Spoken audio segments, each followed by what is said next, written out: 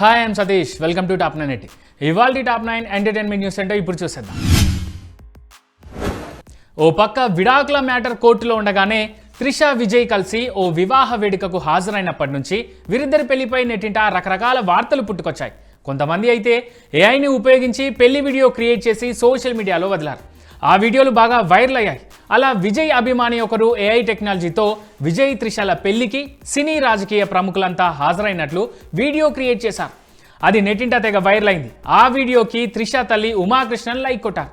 దీంతో విజయ్తో పెళ్లికి త్రిష తల్లి గ్రీన్ సిగ్నల్ ఇచ్చిందంటూ ఆమె లైక్ కొట్టిన పోస్ట్ని వైరల్ చేస్తున్నారు. ఉస్తాద్ భగత్ సింగ్ సినిమా రిలీజ్కు రెడీ అవుతున్న వేళ పవన్ ఫ్యాన్స్ను సెకండ్ డైరెక్టర్ సెంటిమెంట్ భయపెడతోంది. పవన్ కళ్యాణ్ ఒక డైరెక్టర్తో రెండో సినిమా చేస్తే ఫ్లాప్ గ్యారంటీ అనే కామెంట్ ఉంది.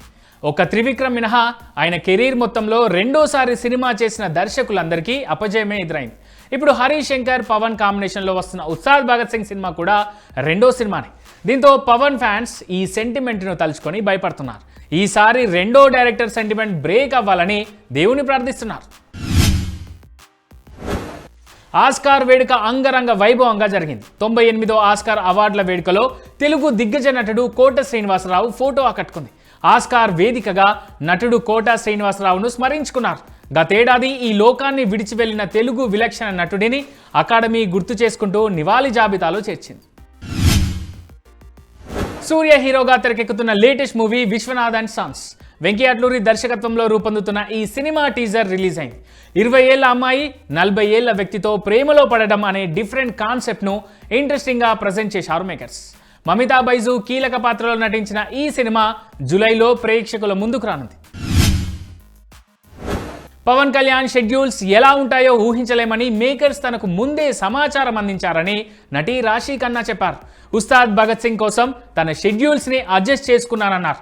ఈ సినిమా కోసం 24 గంటలు పనిచేసిన సందర్భాలున్నాయని ఆమె గుర్తు చేసుకున్నారు.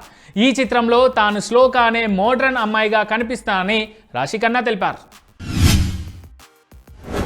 తమిళనాడులో ఎన్నికల సంగతేమో కానీ పలువురు అధికార ప్రతిపక్ష పార్టీలకు చెందిన నాయకులు స్టార్ హీరోయిన్లని అనవసరంగా రాజకీయాల్లోకి లాగుతున్నారు.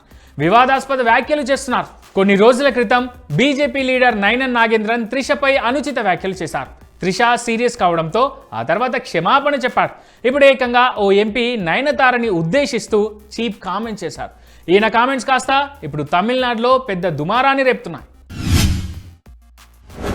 Kannada hero Dhruva Sarja latest movie KD the devil. ఎప్పటి నుంచో సెట్స్ మీదున్న ఈ చిత్రం ఎట్టకేలకు తొందరలో రిలీజ్ కాబోతోంది.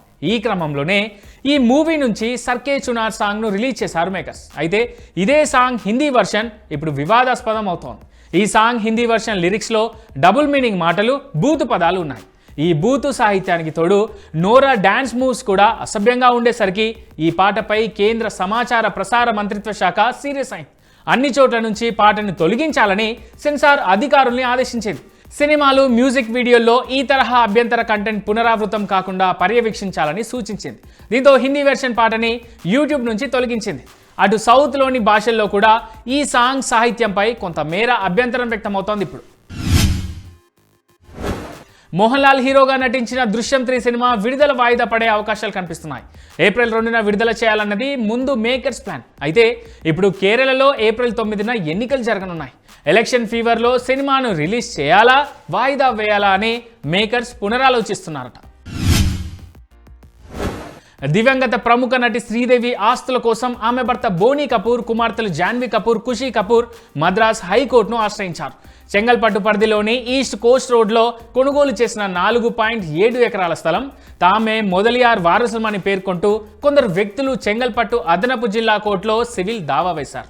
అయితే కింది కోర్టులో ఈ వివాదానికి పరిష్కారం లభించకపోవడంతో శ్రీదేవి భర్త బోనీ కపూర్, కుమార్తెలు జాన్వీ కపూర్, ఖుషీ కపూర్ నేరుగా మద్రాస్ హైకోర్టును ఆశ్రయించారు. జననాయగన్ సినిమా సెన్సార్ విషయంలో మరో అప్డేట్ వచ్చింది. ఈ రోజు రివైజింగ్ కమిటీ సినిమా చూసేందుకు టైం ఇచ్చినట్టుగా తెలుస్తోంది. గతంలో ఒకసారి రివైజింగ్ కమిటీ సినిమా చూడాలనుకున్న సభ్యుల్లో ఒకరు అనారోగ్యానికి గురి కావడంతో వాయిదా పడింది. ఈసారైనా రివ్యూ పూర్తవుతుందన్న ఆశతో ఎదురు చూస్తున్నారు విజయ్ ఫ్యాన్స్.